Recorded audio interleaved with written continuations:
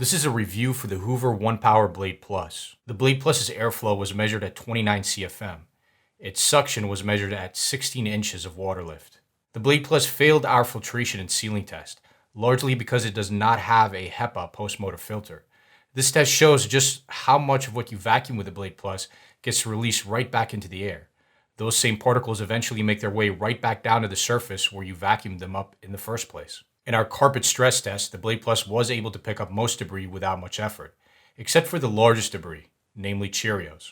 In our carpet deep clean test, the Blade Plus picked up 19 grams of debris after being pushed back and forth 3 times over an area of carpet embedded with 30 grams of fine debris. In our hard floor stress test, the Blade Plus did leave a good mixture of debris initially, but we were able to eventually pick most of it up. Again, larger debris was the most difficult to pick up. The Blade Plus passed our crevice test, though it did take considerable effort. Moving on to battery life and performance, the Blade Plus was tested to run for 14.5 minutes on high, with good deep clean performance for the price on high.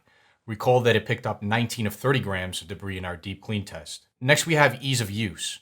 The Blade Plus feels heavy in the hand due to an oversized body.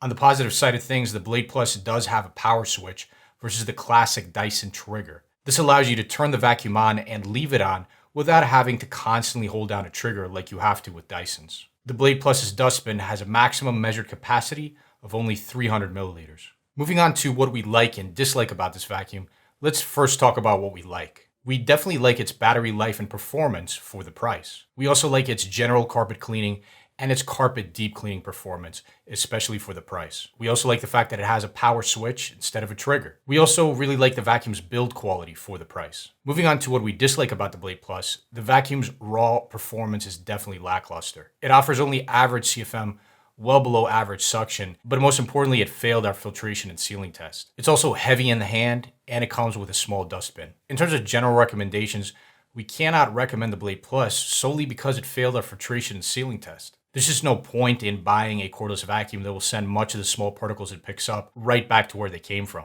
Vacuums we recommend pass a filtration and sealing test. They all clean and deep clean better than the Blade Plus, and some aren't that much more expensive than the Blade Plus. Since we test new cordless vacuums all the time, our recommendations will change over time, so see the description of this video for all of our latest recommendations, and thank you for watching.